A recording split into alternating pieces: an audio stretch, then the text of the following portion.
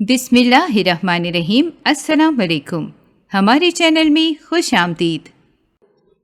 نیہا یار اتنے نخرے کیوں دکھا رہی ہو؟ زیادہ وقت نہیں لگے گا، ہم لوگ جلدی واپس آ جائیں گے۔ مہم اس کی منت کرتے ہوئے بولی، یار تمہیں میری بات سمجھ کیوں نہیں آ رہی؟ مجھے پارٹیز میں جانا پسند نہیں ہے۔ امید کرتی ہوں تم دوبارہ اس بارے میں بات نہیں کرو گی۔ نیہا اپنی کتابیں سنبھالتے ہوئے وہاں سے چلی گئی۔ مہم کی اس سے دوستی یونیورسٹی کے شروع کے دنوں میں ہوئی تھی۔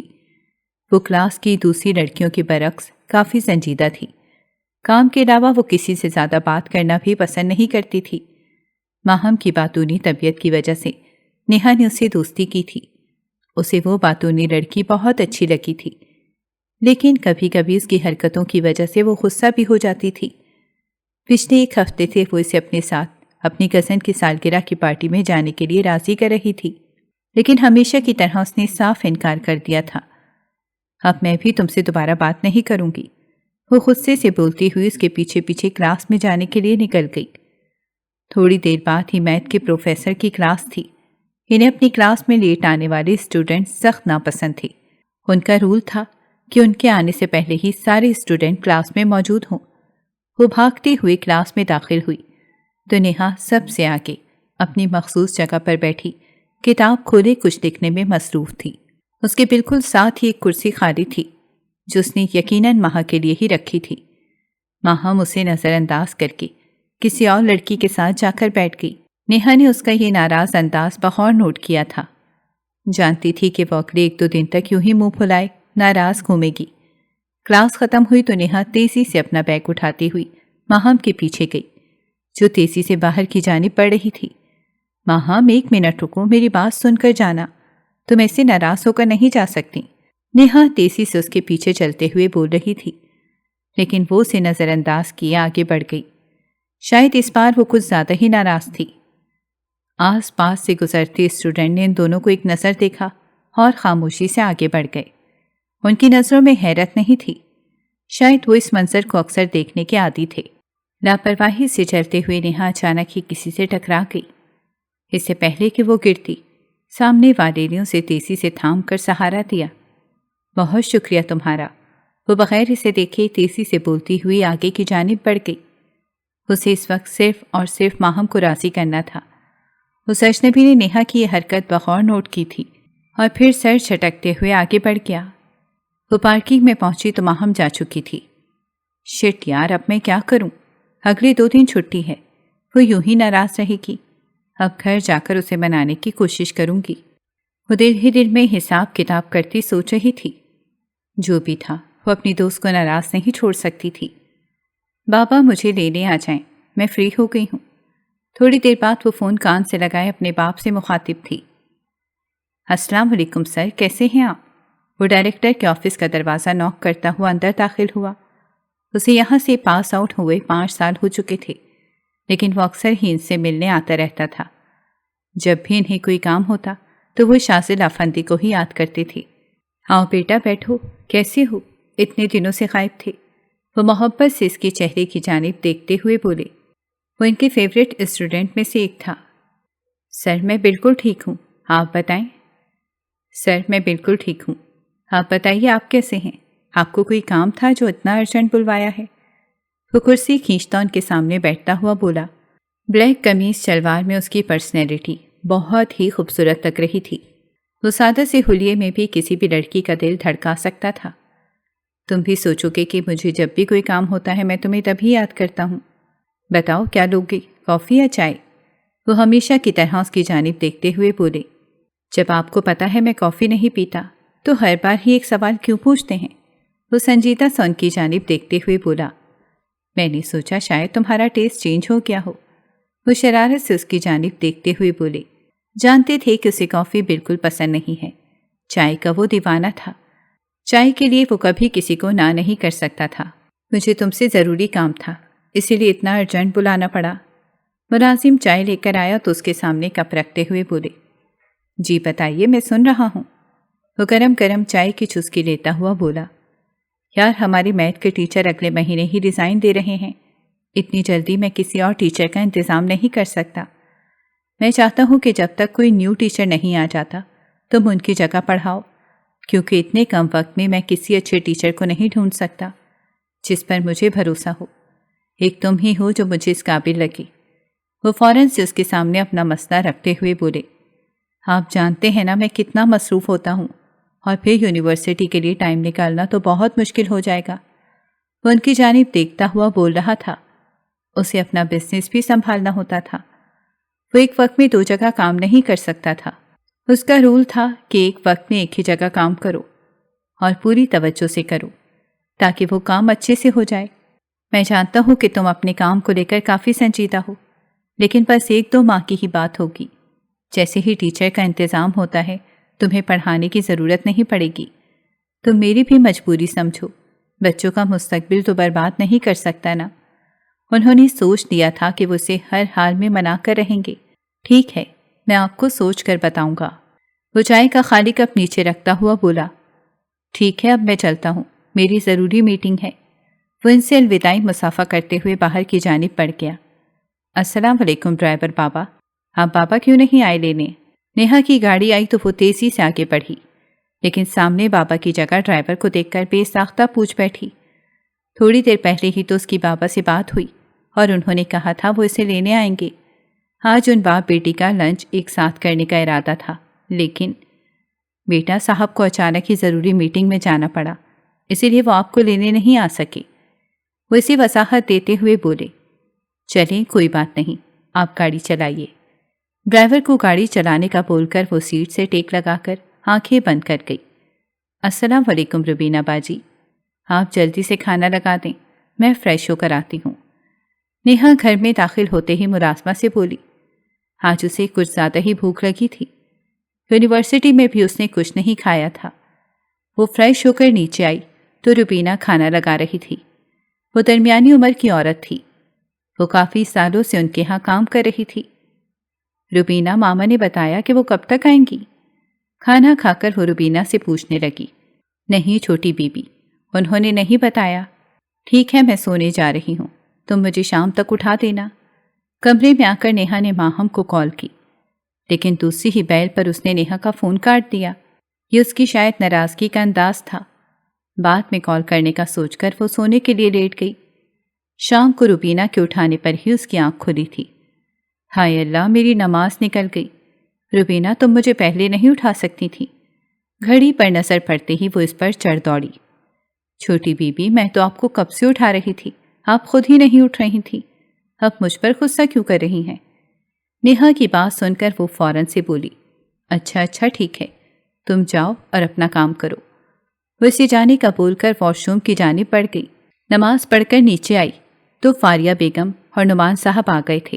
بیگم، لگتا ہے ہماری بیٹی ہم سے ناراض ہے۔ نعمان صاحب اس کے ناراض چہرے کو دیکھتے ہوئے بولے، میں آپ سے ناراض نہیں ہوں، لیکن اتنے دنوں سے آپ کے کام کی وجہ سے ہمارا لنچ کا پلان خراب ہو رہا ہے۔ میں آپ کو بتا رہی ہوں کہ کل ہم لازمی جائیں گے، ویسے بھی کل ہفتہ ہے اور آپ کے آفس کی بھی چھٹی ہوگی۔ نیہا ان کے پاس بیٹھی ہوئی اپنے کل کے پلان بتانے لگی۔ ٹھیک ہے، جو ہماری بیٹی کہے گی وہی ہوگا۔ کل ہم کوئی کام نہیں کریں گے، سارا وقت ہم اپنی بیٹی کو دیں گے۔ بیگم آپ بھی سن لیں، آپ بھی ہمیں جوائن کریں گی۔ نیہا کو جواب دے کر وہ اپنی بیگم کی طرف متوجہ ہوئے۔ آپ دونوں باپ بیٹی کو آخر میرا خیال آ ہی گیا۔ وہ ایک نظر ان دونوں کو دیکھتے ہوئے بولی، ایسی بات نہیں ہے ماما، آپ تو ہماری جان ہیں۔ وہ محبت سے ان کے گلے رکھتے ہوئے بولی۔ فاریہ بیگم اپنی بیٹی کا محبت بھرا انداز دیکھ کر مسکرا اٹھیں۔ تھوڑی دیر بعد ہی لاؤنج میں ہنسنے کی آوازیں گونج رہی تھیں۔ نیہا اپنے ماں باپ کی اکلوتی بیٹی تھی، بچپن سے ہی وہ ان دونوں کی بہت ہی زیادہ لاڈلی تھی۔ نعمان صاحب ایک بڑے بزنس مین تھے، اتنا امیر ہونے کے باوجود بھی ان میں بالکل بھی دکھاوا نہیں تھا۔ ہر ایک سے وہ عزت سے پیش آتے تھے۔ ان کے بزنس سرکل میں ان کے اخلاق کی وجہ سے انہیں کافی پسند بھی کیا جاتا۔ ان دونوں میاں بیوی نے اپنی بیٹی کی تربیت بہت ہی اچھے انداز میں کی تھی۔ فاریہ بیگم نے اسے ہمیشہ ہی بہت توجہ دی تھی۔ وہ نہیں چاہتی تھی کہ ان کی بیٹی کی تربیت میں کوئی کمی رہے۔ گھر کا ماحول ہمیشہ سے ہی کافی دوستانہ تھا۔ اسے ایک لمٹ میں رہتے ہوئے ہر کام کرنے کی آزادی تھی۔ اپنی آزادی کا اس نے کبھی بھی غلط فائدہ نہیں اٹھایا تھا۔ وہ رات کو کبھی بھی دیر تک گھر سے باہر نہیں رہتی تھی۔ اسے فالتو قسم کی پارٹیز میں وقت ضائع کرنا بالکل بھی پسند نہیں تھا۔ اس کی اپنی ایک چھوٹی سی دنیا تھی جس میں وہ بہت خوش رہتی تھی۔ زندگی میں پہلی بار اس نے کسی سے دوستی کی تھی، اس میں بھی زیادہ ہاتھ ماہم کا ہی تھا۔ اس نے اپنی الگ طبیعت کی وجہ سے نیہا کے دل میں جگہ بنائی تھی، ورنہ وہ یونیورسٹی میں کسی سے بھی کام کے علاوہ کوئی بات کرنا پسند نہیں کرتی تھی۔ ایک دو دفعہ ماہم نے اسے اپنی فیملی پارٹیز میں انوائٹ کیا تھا، لیکن نیہا ہمیشہ اسے معذرت کر لیتی۔ لیکن اس بار ماہم کو دیکھ کر لگ رہا تھا کہ وہ اتنی آسانی سے اسے معاف نہیں کرنے والی۔ نیہا اپنی مخصوص جگہ پر بیٹھی ہوئی تھی۔ اسے یونیورسٹی آئے ہوئے کافی وقت ہو گیا تھا، لیکن ماہم کا ابھی تک کوئی اتا پتہ نہیں تھا۔ پچھلے 2 دنوں میں نیہا نے اسے نہ جانے کتنی کالز کی تھیں، لیکن اس نے ایک بھی کال ریسیو کرنے کی زحمت نہیں کی تھی۔ اس بار ناراضگی کچھ زیادہ ہی ہو گئی تھی۔ کلاس شروع ہونے کا میسج آیا تو وہ اپنا بیگ اٹھاتی ہوئی کلاس کی جانب بڑھ گئی۔ اندر داخل ہوئی تو ماہم پچھلی سیٹ پر خاموشی سے بیٹھی ہوئی تھی۔ پروفیسر کے آنے پر وہ اس سے بعد میں بات کرنے کا سوچ کر اپنی جگہ پر آ کر بیٹھ گئی۔ لگاتار 2-3 کلاسز لینے کے بعد سارے اسٹوڈنٹ ہی کافی تھک چکے تھے۔ پروفیسر کے جاتے ہی سب تیزی سے باہر کی جانب بڑھ گئے۔ نیہا بھی اپنی چیزیں سنبھالتی ہوئی پیچھے مڑی تو ماہم تیزی سے کلاس سے نکل رہی تھی۔ وہ بھی تیزی سے اس کے ساتھ چلنے لگی۔ یار اب یہ ناراضگی تو ختم کرو، کب تک یوں ہی منہ پھلائے گھومتی رہو گی؟ وہ اس کا بازو پکڑتے ہوئے اسے روک کر بولی، لیکن ماہم یوں ہی منہ پھلائے کھڑی ادھر ادھر دیکھنے لگی۔ اس کے انداز سے صاف ظاہر تھا کہ وہ اس بار اتنی آسانی سے نہیں ماننے والی۔ اچھا ٹھیک ہے، میں تم سے وعدہ کرتی ہوں اگلی بار میں تمہارے ساتھ لازمی جاؤں گی، لیکن میری ایک شرط ہے۔ بالآخر نیہا ہار مانتے ہوئے بولی، تم سچ کہہ رہی ہو نا؟ مجھے تو یقین ہی نہیں آ رہا، کہیں میں خواب تو نہیں دیکھ رہی؟ وہ خوشی سے اونچی آواز میں چیختے ہوئے بولی۔ آس پاس سے گزرتے اسٹوڈنٹ اسے عجیب نظروں سے دیکھتے ہوئے گزر گئے۔ ایک تو ان لوگوں کو ان دونوں کی سمجھ ہی نہیں آتی تھی۔ یار کیا کر رہی ہو، لوگ دیکھ رہے ہیں، نیہا اسے ٹوکتے ہوئے بولی۔ میں تمہیں بتا نہیں سکتی کہ میں کتنا خوش ہوں، وہ اس کے گلے لگتے ہوئے بولی۔ اس میں اتنی خوشی کی کیا بات ہے؟ نیہا حیران ہوتے ہوئے بولی۔ وہ اتنی چھوٹی سی بات کے لیے اتنا خوش ہو رہی تھی۔ اچھا تم کس شرط کا ذکر کر رہی تھیں؟ ہاں میری شرط یہ ہے کہ میں زیادہ دیر تک پارٹی میں نہیں رہوں گی۔ ٹھیک ہے، اس کی تم فکر مت کرو، ہم لوگ جلد ہی واپس آ جائیں گے، بس تم اگلے ہفتے تیار رہنا۔ وہ فوراً سے منصوبہ بناتے ہوئے بولی۔ اگلے ہفتے؟ نیہا حیرت سے اسے دیکھ رہی تھی۔ ہاں بھائی، تم جانتی تو ہو کہ ہمارے خاندان میں کتنی پارٹیز ہوتی ہیں، بس تم میرے ساتھ جا رہی ہو اور وعدہ کرتی ہوں کہ ہم لوگ جلدی واپس آ جائیں گے۔ ٹھیک ہے، میں ماما پاپا سے اجازت لے لوں گی۔ تھوڑی دیر بعد ہی وہ دونوں باتیں کرتے ہوئے کینٹین کی جانب بڑھ گئیں۔ کچھ دیر بعد وہ دونوں سب کچھ بھلائے کھانے پینے میں مصروف تھیں۔ ان دونوں کو دیکھ کر یہ لگ ہی نہیں رہا تھا کہ تھوڑی دیر پہلے تک یہ دونوں ناراض تھیں۔ رات کے 10 بجے کا وقت تھا۔ وہ صبح کا گیا تھکا ہارا اس وقت واپس آیا تھا۔ چاروں طرف خاموشی چھائی ہوئی تھی۔ ملازمین بھی کام نمٹا کر چلے گئے تھے۔ اس خوبصورت سے گھر میں وہ اکیلا رہتا تھا۔ اس کے ماما بابا لندن میں ہوتے تھے۔ اس نے اپنی کالج تک کی تعلیم وہیں سے حاصل کی تھی۔ ماسٹرز کی ڈگری اس نے یہیں سے لی تھی۔ ہمیشہ سے ہی وہ کافی ذہین اسٹوڈنٹ رہا تھا۔ اپنی اسی ذہانت کی وجہ سے وہ جلد اپنے ٹیچرز کی نظر میں آ گیا تھا۔ اس کے ڈپارٹمنٹ کے ہیڈ سر یوسف اس کی بہت عزت کرتے تھے۔ جب بھی انہیں کوئی مسئلہ ہوتا وہ سب سے پہلے اسے ہی یاد کرتے تھے۔ ابھی بھی انہوں نے اتنے اسٹوڈنٹ کی ذمہ داری سے ہی سونپنے کا سوچا تھا۔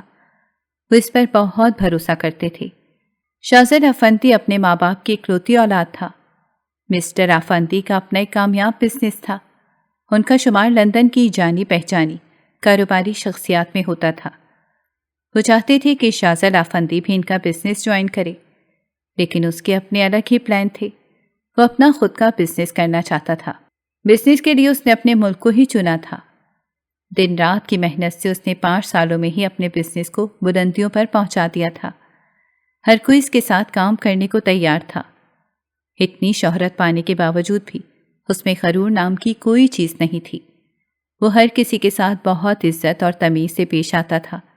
اسے فضول میں ایٹیٹیوڈ دکھانے والے لوگ بالکل بھی پسند نہیں تھے۔ فریش ہو کر وہ نیچے آیا اور کھانے کی تیاری کرنے لگا۔ کافی سالوں سے اکیلے رہ کر وہ کھانا بنانا بہت اچھے سے سیکھ گیا تھا۔ اپنا ہر کام وہ خود ہی کرنے کا عادی تھا۔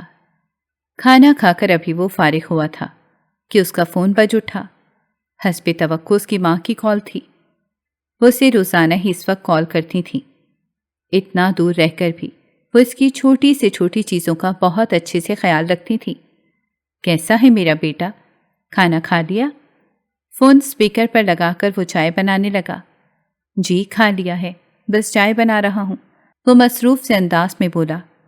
میں نے تمہیں کتنی دفعہ منع کیا ہے، اتنی زیادہ چائے مت پیا کرو، صحت کے لیے اچھی نہیں ہوتی، وہ خفگی سے اسے ڈانٹتے ہوئے بولی۔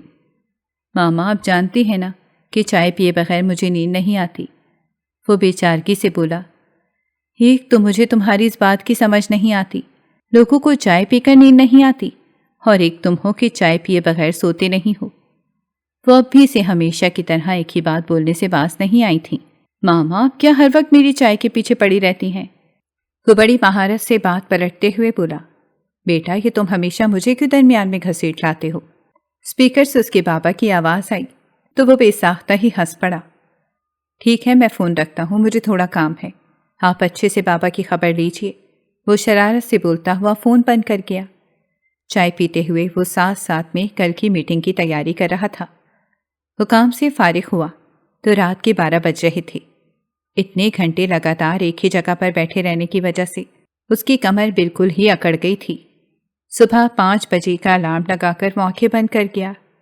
وہ رات کو جتنا بھی لیٹ سوتا لیکن صبح وہ اپنے فکس ٹائم پر ہی اٹھتا تھا۔ اس کی سالوں پرانی عادت تھی۔ صبح اس کی آنکھ الارم کی آواز پر کھلی تھی۔ فریش ہو کر وہ باہر آیا تو فجر کی اذان ہو رہی تھی۔ وہ بیلکنی میں کھڑا ہو کر اذان سننے لگا۔ ٹھنڈی ٹھنڈی ہوا چل رہی تھی، چاروں طرف سکون چھایا ہوا تھا۔ یہ اس کا پسندیدہ وقت تھا۔ اذان ختم ہوئی تو وہیں پر جائے نماز بچھا کر نماز ادا کرنے لگا۔ سلام پھیر کر وہ ہاتھ اٹھا کر دعا مانگنے لگا۔ نماز سے فارغ ہو کر وہ نیچے چائے بنانے چلا گیا۔ اس کی صبح چائے پیے بغیر نہیں ہوتی تھی۔ ناشتہ کر کے وہ تیار ہو کر آفس کے لیے نکل گیا تھا۔ نیہا کل تیار رہنا، ہم نے پارٹی میں جانا ہے، یہ نہ ہو کہ تم بھول جاؤ۔ وہ بھی یونیورسٹی پہنچی ہی تھی کہ ماہم اس کے پاس آتے ہوئے بولی۔ ہاں بہن مجھے یاد ہے، وعدہ کیا ہے میں نے تم سے، میں وقت پر تیار رہوں گی، لیکن زیادہ لیٹ نہیں ہونا چاہیے، ہم لوگ جلدی ہی واپس آ جائیں گے۔ وہ اسے یاد دہانی کروانا نہیں بھولی تھی۔ تم بے فکر رہو، ہم لوگ وہاں سے آدھے گھنٹے بعد ہی نکل آئیں گے، ویسے تم اتنی پارٹیز اٹینڈ کر کے تھکتی نہیں ہو؟ نیہا کے دماغ میں کافی دیر سے یہ سوال چل رہا تھا۔ یار کیا کروں، مجبوری ہے، ہائے روسی خاندان میں کسی نہ کسی گھر میں پارٹی ہوتی ہے اور ماما مجھے زبردستی ہی بھیج دیتی ہیں۔ یار میں تمہیں کیا بتاؤں، میں وہاں پر اکیلے اتنا بور ہوتی ہوں، اسی لیے تو تمہیں ساتھ جانے کا بولتی ہوں۔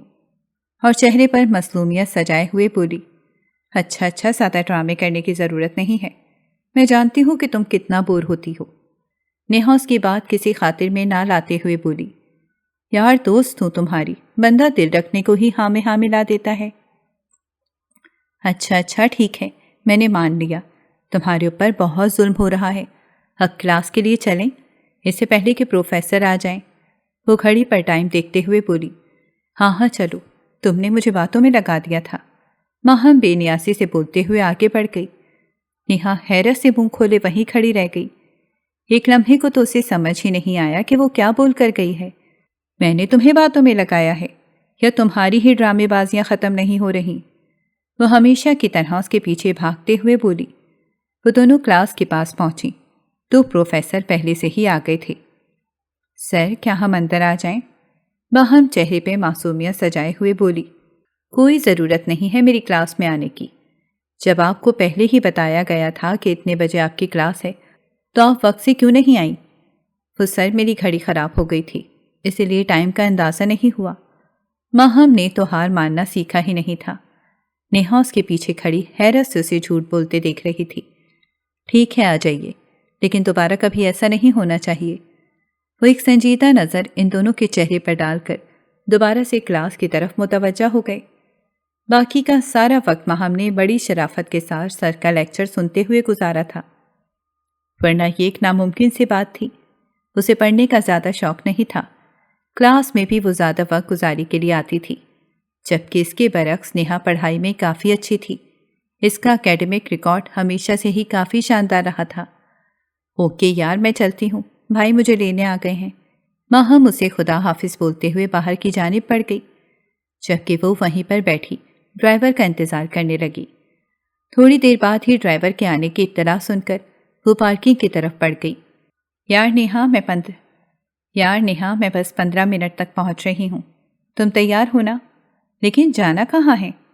ماہم کی کال آئی تو وہ نیند میں بھری آواز میں بولی، کیا مطلب کہاں جانا ہے؟ میں نے تمہیں کل بھی کہا تھا کہ وقت پر تیار رہنا۔ ماہم اس کی بات سن کر چیختے ہوئے بولی، اچھا یار چیخو تو مت، میں تو مذاق کر رہی تھی، میں تیار ہوں، تم بس جلدی پہنچ جانا۔ وہ ایک نظر شیشے میں اپنا جائزہ لے کر فریش آواز میں بولی، تھینک گاڈ، ورنہ تم نے تو مجھے ڈرا ہی دیا تھا۔ ماہم سکون کا سانس لیتے ہوئے بولی، اوکے ماما بابا، ماہم آ گئی ہے، میں نکلتی ہوں۔ بیٹا اپنا خیال رکھنا اور جلدی آنے کی کوشش کرنا، اگر زیادہ دیر ہو جائے تو مجھے کال کر دینا، میں لینے آ جاؤں گا۔ نعمان صاحب اسے ہدایت دیتے ہوئے بولے، بابا فکر مت کریں، میں وقت پر واپس آ جاؤں گی۔ وہ انہیں خدا حافظ کہتے ہوئے باہر کی جانب بڑھ گئی۔ ماہم باہر گاڑی میں اس کا انتظار کر رہی تھی۔ یار تم تو بہت خوبصورت لگ رہی ہو۔ بلیک فراک میں خوبصورتی سے سر پر حجاب لیے نیہا بہت ہی خوبصورت لگ رہی تھی۔ باقی تعریفیں بعد میں کرنا، اب چلو، پھر کہو گی میری وجہ سے دیر ہو گئی ہے۔ وہ اسے ڈپٹتے ہوئے بولی۔ تھوڑی دیر بعد ہی گاڑی تیزی سے اپنی منزل کی طرف رواں دواں تھی۔ ہال میں چاروں طرف رنگ و بو کا سیلاب تھا۔ ماہم اسے بٹھا کر اپنی کزن سے ملنے چلی گئی۔ وہ کافی دیر سے اکیلی بیٹھی بور ہو رہی تھی۔ یا اللہ، یہ لڑکی کہاں رہ گئی ہے؟ جب سے آئی ہے نہ جانے کہاں غائب ہو گئی ہے، نیہا بڑبڑاتے ہوئے بولی۔ پیچھے بیٹھے شخص نے اس کی بات بخوبی سنی تھی۔ چلو فون کر کے دیکھتی ہوں، وہ تو اٹھا ہی لے گی۔ یہ خیال آتے ہی وہ تیزی سے اپنا بیگ کھولنے لگی۔ لیکن یہ کیا؟ جلدی جلدی میں تو وہ فون لانا ہی بھول گئی تھی۔ اب میں کیا کروں؟ آگے ہی اتنا لیٹ ہو رہا ہے۔ میں نے اس کو پہلے بھی کہا تھا کہ میں پارٹیز میں نہیں جاتی، لیکن یہ لڑکی میری سنتی ہی کب ہے۔ آئندہ کبھی بھی اس کی بات پر بھروسہ نہیں کروں گی۔ وہ سر ہاتھوں میں دیے بیٹھی اونچی آواز سے بڑبڑا رہی تھی، اس بات سے انجان کہ کوئی بغور اس کی باتیں اور حرکتیں نوٹ کر رہا ہے۔ بلیک فراک پر بلیک ہی حجاب لیے وہ معصوم سی لڑکی اسے اپنی طرف متوجہ کر رہی تھی۔ اسے بھی زیادہ پارٹیز اٹینڈ کرنا پسند نہیں تھا، لیکن آج اس پارٹی میں اسے خصوصی طور پر بلایا گیا تھا، اسی لیے وہ مجبوراً تھا۔ سب سے ملنے کے بعد وہ ایک الگ تھلگ سے ٹیبل پر جا کر بیٹھ گیا تھا۔ اسے ابھی بیٹھے ہوئے تھوڑی دیر ہی گزری تھی کہ کسی لڑکی کی آواز سن کر چونک گیا۔ نظر اٹھا کر سامنے دیکھا تو ایک لڑکی بیٹھی ہوئی تھی۔ اس کے انداز سے ہی اسے احساس ہو گیا تھا کہ وہ اس کی موجودگی سے انجان ہے۔ موبائل کی گھنٹی بجی تو وہ تیزی سے کال اٹھاتا ہوا باہر کی جانب بڑھ گیا۔ فون کی آواز سن کر نیہا بھی چونک گئی تھی۔ میں کتنی بے وقوف ہوں، یقیناً اس شخص نے میری ساری باتیں سن لی ہوں گی، میرے بارے میں کیا سوچ رہا ہوگا۔ وہ اس کی پشت پر نظر جمائے سوچ رہی تھی۔ سوری یار، میں تمہیں وقت نہیں دے پائی، بڑی مشکلوں سے ان لوگوں سے جان چھڑا کر آئی ہوں۔ ماہم اس کے پاس آئی تو وہ سر جھٹک کر اس کی جانب متوجہ ہو گئی۔ ٹھیک ہے، اب کچھ مت بولو، کافی وقت ہو گیا ہے، ہمیں نکلنا چاہیے۔ وہ تیزی سے کھڑی ہوتی ہوئی بولی۔ ہاں میں بھی یہی کہنے آئی تھی، چلو ہم چلتے ہیں، ویسے بھی کافی دیر ہو گئی ہے۔ تم گیٹ پر رکو، میں پارکنگ سے گاڑی نکال کر لاتی ہوں۔ وہ اسے ہال کے گیٹ پر چھوڑ کر پارکنگ کی طرف بڑھ گئی، جو ساتھ ہی بنی ہوئی تھی۔ یہاں پر لوگوں کا رش نہ ہونے کے برابر تھا، چاروں طرف سناٹا چھایا ہوا تھا۔ اسے وہاں پر کھڑے ہوئے 5 منٹ ہی گزرے تھے کہ ماہم آتی ہوئی دکھائی تھی۔ یار گاڑی کہاں دیکھ کر تیزی سے بولی۔ اسے بس گھر جانے کی جلدی تھی۔ یار مجھے سمجھ نہیں آ رہی، اس میں کوئی مسئلہ ہو گیا ہے، کسی سے مدد لینی پڑے گی۔ تم یہیں رکو، میں اندر سے کسی کو بلا کر لاتی ہوں۔ نہیں اندر جانے کی ضرورت نہیں ہے، پھر وہاں پر تمہیں اتنا وقت لگ جائے گا، ہم یہیں سے ٹیکسی لینے کی کوشش کرتے ہیں۔ نیہا یہ کہتے ہوئے تیزی سے آگے کی جانب بڑھ گئی۔ لیکن یار کافی رات ہو گئی ہے، یہ جگہ بھی کافی سنسان ہے، ہمارا اس طرح اکیلے جانا ٹھیک نہیں ہے۔ مہم اسے سمجھاتے ہوئے بولی، ہم لوگ تھوڑی دیر انتظار کرتے ہیں، اگر ٹیکسی مل گئی تو ٹھیک ہے، ورنہ پھر کسی سے مدد لے لیں گے۔ وہ کچھ سوچتے ہوئے بولی، ٹھیک ہے، جیسے تمہاری مرضی۔ وہ دونوں تیزی سے قدم اٹھاتے ہوئے مین روڈ کی طرف بڑھ رہی تھیں۔ ہال سے مین روڈ کا راستہ 2 سے 3 منٹ کا تھا۔ گاڑی کے تیز ہارن پر وہ دونوں ڈر کر سائڈ پر ہو گئیں۔ ارے تم دونوں کہاں جا رہی ہو؟ کسی کی مدد کی ضرورت ہے تو ہمیں بتاؤ، ہم تمہیں چھوڑائیں گے۔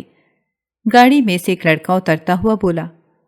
اس کا حلیہ دیکھ کر ہی پتا چل رہا تھا کہ وہ کس طرح کا انسان ہے۔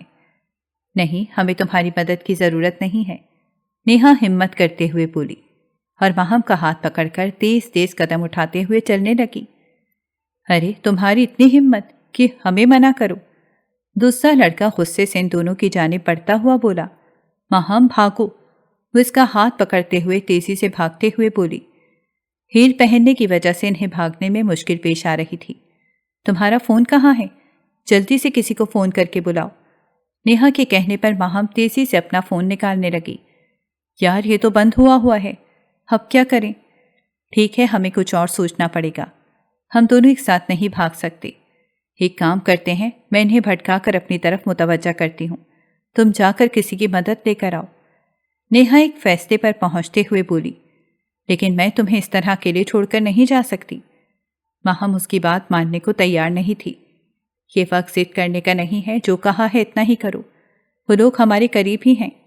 اپنی ہیل اتار کر وہیں پر پھینک کر وہ تیزی سے آگے کی جانب بڑھ گئی، جبکہ مہم اس کی ہدایت پر عمل کرتے ہوئے ہال والی جانب نکل گئی۔ اسے بھاگتے ہوئے کافی وقت ہو گیا تھا، پیروں پر نہ جانے کتنی چوٹیں آ گئی تھیں، لیکن وہ سب سے بے نیاز بھاگتی ہی جا رہی تھی۔ اب تو اسے اپنی سمت کا اندازہ بھی نہیں تھا۔ بھاگتے بھاگتے وہ ایک پتھر سے ٹھوکر کھا کر گر پڑی۔ بیبی کہاں تک بھاگ کر جاؤ گی؟ وہ دونوں اسے خباثت سے دیکھتے ہوئے بولے۔ نیہا ان کی اتنی غلیظ باتیں سن کر ڈر گئی تھی، لیکن یہ وقت ہمت سے کام لینے کا تھا۔ میں بتا رہی ہوں میرے قریب مت آنا، وہ پیچھے کھسکتی ہوئی بولی۔ قریب سے چھوٹا سا پتھر اٹھا کر اس نے اپنے ہاتھ میں چھپا لیا تھا۔ ان میں سے جیسے ہی ایک لڑکا اس کے قریب آیا، وہ اس کے منہ پر وہ پتھر مارتی ہوئی ایک دوسرے راستے کی طرف مڑ گئی۔ دونوں طرف درخت ہی درخت تھے، پیچھے وہ دونوں گالیاں بکتے ہوئے آ رہے تھے۔ ایک گھنا درخت دیکھ کر اس کے پیچھے چھپ کر کھڑی ہو گئی۔ ڈر کی وجہ سے اس کی حالت بہت خراب تھی، وہ سانس روک کے سٹل کھڑی تھی۔ وہ زیادہ دور نہیں گئی ہوگی، ڈھونڈو اسے، ایک دفعہ وہ میرے ہاتھ لگ جائے میں اسے چھوڑوں گا نہیں۔ وہ لڑکا اپنے چہرے پر ہاتھ رکھے دوسرے لڑکے سے کہہ رہا تھا۔ اسے پتھر کچھ زیادہ ہی زور سے لگا تھا، چہرے سے اس کے کافی خون بہہ رہا تھا۔ وہ دونوں اس درخت کے بالکل قریب کھڑے باتیں کر رہے تھے۔ خوف سے اس کی چیخ نکلنے والی تھی کہ اچانک ہی کسی نے پیچھے سے اس کے منہ پر ہاتھ رکھا۔ چلانا مت، انجان آواز سن کر نیہا کی جان نکلنے والی تھی۔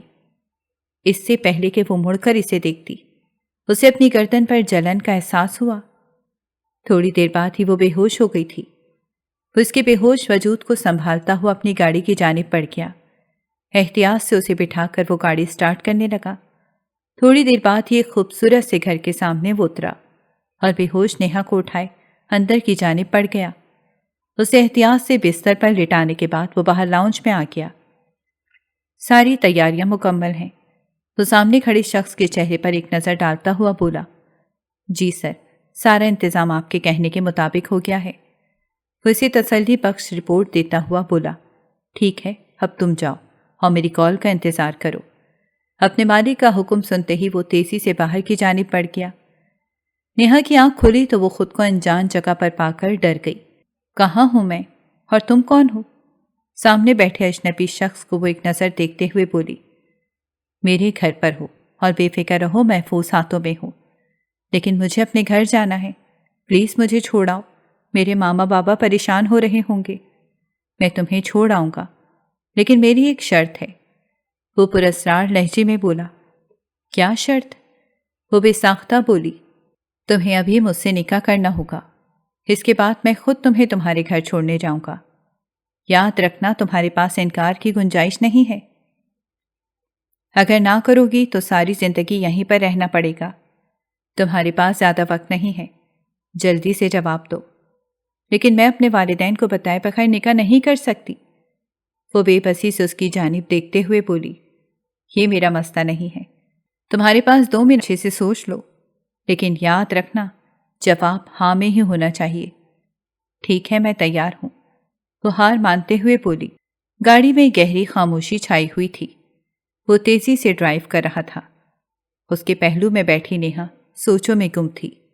وہ لمحوں میں ہی اپنا سب کچھ اس انجان شخص کے نام کر چکی تھی۔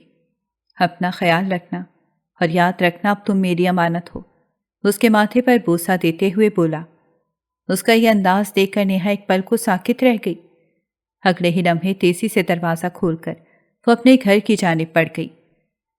فاریہ بیگم اور نعمان صاحب لاؤنج میں ہی بیٹھے اس کا انتظار کر رہے تھے۔ تھوڑی دیر ان کے ساتھ بات چیت کرنے کے بعد وہ اپنے کمرے میں چلی گئی۔ اسے سمجھ نہیں آ رہی تھی کہ وہ اپنے ماں باپ کو آج کے واقعے کے بارے میں کیسے بتائے۔ تھوڑی دیر بعد اسے ماہم کا خیال آیا تو اسے کال کر کے وہ اس کی خیر خیریت پوچھنے لگی۔ وہاں سے تسلی بخش جواب سن کر وہ پرسکون ہو گئی تھی۔ وہ خاموشی سے بیٹھی آج کا واقعہ سوچ رہی تھی۔ کیا میں نے صحیح فیصلہ کیا ہے؟ وہ خود سے مخاطب ہوتے ہوئے بولی۔ اس وقت کے لحاظ سے یہ درست فیصلہ تھا۔ اگر میں ایسا نہ کرتی تو وہ مجھے کبھی بھی واپس نہیں آنے دیتا۔ لیکن میں ماما بابا کو کیا جواب دوں گی؟ سوچ سوچ کر ہی اس کے سر میں درد ہو رہا تھا۔ فون کی گھنٹی بجی تو وہ غائب دماغی سے کال اٹینڈ کر گئی۔ زیادہ مت سوچو اور سکون سے سو جاؤ، میں سب کچھ سنبھال لوں گا۔ فون سے اس کی آواز سن کر وہ چونک گئی۔ کان سے ہٹا کر دیکھا تو کوئی انجان نمبر تھا، ورنہ وہ انجان نمبر نہیں اٹھاتی تھی۔ آپ کون؟ وہ جان بوجھ کر انجان بنتے ہوئے بولی۔ میں جانتا ہوں کہ تم نے مجھے بہت اچھے سے پہچان لیا ہے اور اب انجان بننے کا ناٹک کر رہی ہو۔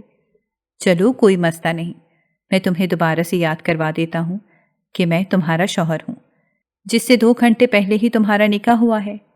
اتنا کافی ہے یا اور بھی ثبوت دوں؟ وہ شرارتی لہجے میں بولا۔ میں آپ کو نہیں جانتی، دوبارہ کال مت کرنا، وہ غصے سے کہتے ہوئے فون بند کر گئی۔ تھوڑی دیر بعد ہی اسی کے بارے میں سوچتے ہوئے وہ نیند کی وادیوں میں اتر گئی تھی۔ نیہا کے غصے سے فون بند کرنے پر وہ بے ساختہ ہی مسکرا اٹھا۔ اسے اس کا یہ انداز بہت اچھا لگا تھا۔ کوئی بات نہیں، بیوی جتنا چھپنا ہے چھپ لو، جلد ہی تمہیں ایک زبردست قسم کا سرپرائز ملے گا۔ وہ کچھ سوچتے ہوئے لگاتار مسکرا رہا تھا۔ اپنی طبیعت خرابی کا بہانہ کر کے نیہا 2-3 دن یونیورسٹی نہیں گئی تھی۔ ماہم نے بھی 1 ہفتے کی چھٹیاں لی ہوئی تھیں۔ جب وہ گھر پر رہ کر بور ہو گئی تو یونیورسٹی آ گئی۔ کلاس سٹارٹ کا میسج آیا تھا۔ وہ تیزی سے اپنی جگہ پر آ کر بیٹھ گئی۔ یار تمہیں پتہ ہے ہماری جو نیو پروفیسر آئے ہیں وہ بہت ہی ہینڈسم ہیں۔ یار تمہیں پتہ ہے ہماری جو نیو پروفیسر آئے ہیں وہ بہت ہی ہینڈسم ہیں۔ اپنے پیچھے سے ایک لڑکی کی آواز آئی تو وہ نظر انداز کر گئی۔ ان لوگوں کا کچھ نہیں ہو سکتا تھا، لیکن یار میں نے یہ بھی سنا ہے کہ وہ کافی اسٹرکٹ بھی ہیں، پڑھائی کے معاملے میں کوئی بھی لحاظ نہیں کرتے۔ دوسری لڑکی بھی باتوں میں حصہ لیتے ہوئے بولی۔ نیہا ان دونوں کو نظر انداز کی اپنے کام میں مگن ہو گئی۔ اسے ان فالتو قسم کی باتوں میں کوئی انٹرسٹ نہیں تھا۔ 3 دن لگاتار چھٹی کرنے کی وجہ سے اس کا کافی کام رہ گیا تھا۔ پروفیسر کے آنے سے کمرے میں اچانک ہی خاموشی چھا گئی تھی۔ نیہا سب سے بے نیاز ابھی تک اپنی کتاب پر جھکی ہوئی تھی۔ آنے والے نے اس کا یہ انداز بخوبی نوٹ کیا تھا۔ سب اسٹوڈنٹ ٹیسٹ کے لیے تیار ہو جائیں۔ مانوس سی آواز سن کر نیہا نے ایک جھٹکے سے سر اٹھایا تو سامنے وہی کھڑا تھا۔ اس کو اپنے پروفیسر کے روپ میں دیکھ کر اس کی آنکھیں پھٹی کی پھٹی رہ گئی تھیں۔ وہ بامشکل اپنی مسکراہٹ ضبط کیے اس کے تاثرات نوٹ کر رہا تھا۔ وہ تیزی سے خود پر قابو پاتے ہوئے واپس اپنی کتاب پر جھک گئی۔ آپ لوگوں کے پاس صرف 10 منٹ ہیں، 10 منٹ بعد یہ پیپر میں آپ سے لے لوں گا۔ وہ سب کو ٹیسٹ پیپر دیتا ہوا بولا۔ نیہا تیزی سے اپنا ٹیسٹ کر کے بیٹھ گئی تھی۔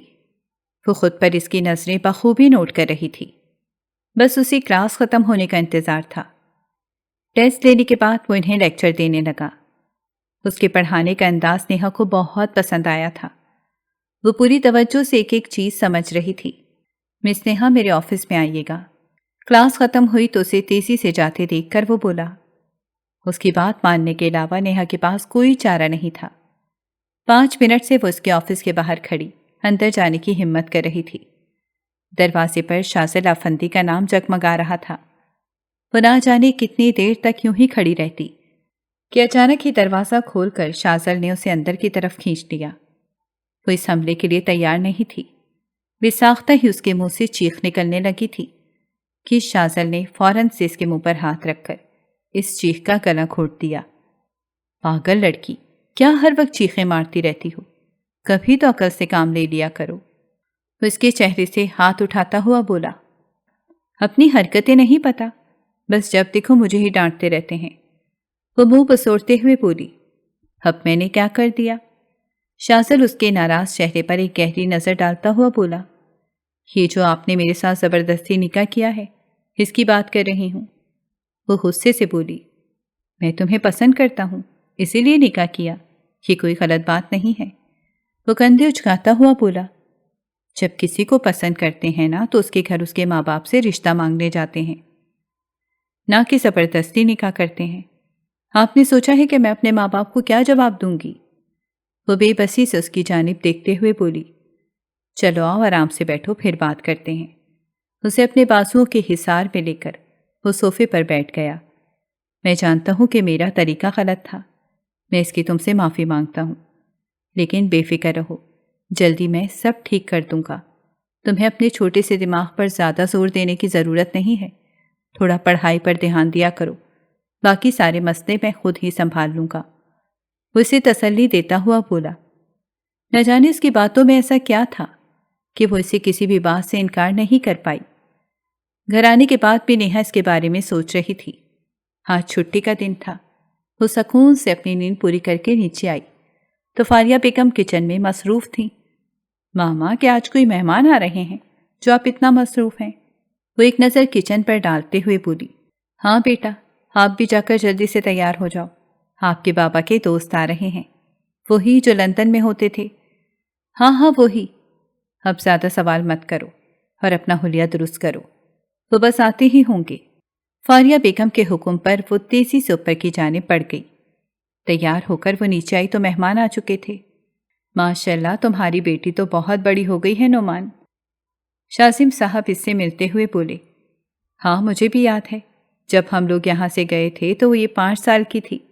مسز شازم بھی اسے اپنے گلے سے لگاتے ہوئے بولی۔ ان کا یہ محبت بھرا انداز دیکھ کر وہ شرما گئی تھی۔ تھوڑی دیر بعد ہی وہ وہاں سے اٹھ کر باہر کی جانب بڑھ گئی۔ ابھی وہ دروازہ کھول کر باہر نکلی ہی تھی کہ اس کی کسی سے زوردار ٹکر ہوئی۔ اس سے پہلے کہ وہ گرتی، سامنے والے نے فوراً اسے سنبھالا۔ یار، کیا ہر وقت یوں ہی ٹکراتی رہتی ہو؟ دھیان سے چلا کرو۔ شازل آفندی کی آواز سن کر وہ چونک گئی۔ اب یہاں کیا کر رہے ہیں؟ کسی نے دیکھ لیا تو کتنا مسئلہ ہوگا، اور آپ اندر آئے کیسے ہیں؟ وہ پریشانی سے اس سے سوال پر سوال کر رہی تھی۔ لڑکی، تم تھوڑی دیر خاموش ہوگی تو میں جواب دوں گا نا، وہ اسے ٹوکتا ہوا بولا۔ جلدی بتائیے۔ شازل بیٹا، آرام سے اندر جا کر بیٹھ جاؤ، یہاں کیوں کھڑے ہو؟ فاریہ بیگم دور سے اسے دیکھ کر بولی۔ ان کے منہ سے شازل کا نام سن کر نیہا کی آنکھیں پھٹی کی پھٹی رہ گئیں۔ اسے لمحوں میں سب کچھ سمجھ آ گیا تھا۔ وہ یقیناً شازم آفندی کا بیٹا تھا۔ تمہارا اندازہ بالکل درست ہے۔ وہ جاتے جاتے اس کے کان میں سرگوشی کرنا نہیں بھولا تھا۔ اس کی بات سن کر وہ اسے مصنوعی غصے سے گھورتے ہوئے اپنے کمرے کی جانب بڑھ گئی۔ دل ہی دل میں وہ کافی خوش ہو رہی تھی۔ اس نے اپنا وعدہ پورا کر دیا تھا۔ بیٹا، آج آپ میرے دوست کی فیملی سے ملی تھی نا؟ اس نے آپ کے لیے اپنے بیٹے کا رشتہ مانگا ہے۔ مجھے تو اس میں کوئی برائی نظر نہیں آئی، لیکن میں چاہتا ہوں کہ سب کچھ میری بیٹی کی مرضی سے ہو۔ نعمان صاحب کے بلانے پر جب وہ ان کے کمرے میں گئی تو وہ اسے پیار سے اپنے ساتھ لگاتے ہوئے بولے۔ بابا، جو آپ کو سمجھ آتا ہے وہی کریں، مجھے اس رشتے پر کوئی اعتراض نہیں۔ وہ انہیں جواب دے کر سکون سے بیٹھ گئی تھی۔ ٹھیک ہے بیگم، آپ صبح ہی انہیں کال کر کے ہاں کر دیجیے گا۔ نعمان صاحب فاریہ بیگم کی جانب دیکھتے ہوئے بولے۔ ٹھیک ہے، آپ بے فکر رہیے، میں مسز شازم کو صبح ہی کال کرتی ہوں۔ وہ انہیں تسلی دیتے ہوئے بولی۔ نیہا اپنے کمرے میں آئی تو اس کا فون بج رہا تھا۔ جانتی تھی کہ کس کی کال ہوگی۔ یار میں تمہیں کب سے کال کر رہا ہوں، کہاں گم تھی؟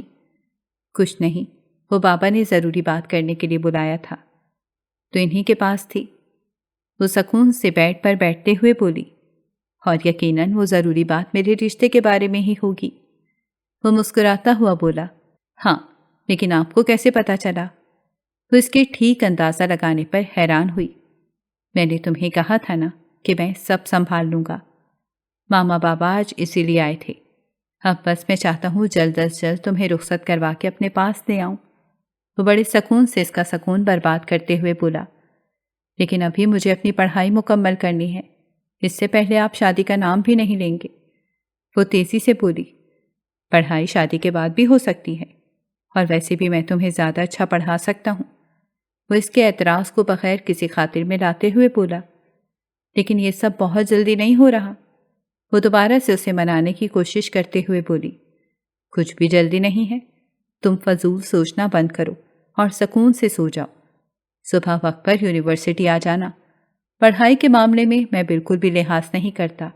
وہ اسے نصیحت کرتا ہوا بولا۔ شازل کے فون بند کرنے کے بعد وہ کافی دیر تک یوں ہی بیٹھی اس کے بارے میں سوچ رہی تھی۔ ریسٹورنٹ کے پرسکون ماحول میں وہ دونوں بیٹھے کھانے سے لطف اندوز ہو رہے تھے۔ ان دونوں کی شادی کی تاریخ طے ہو گئی تھی۔ 2 ہفتے بعد ہی اس کی رخصتی تھی۔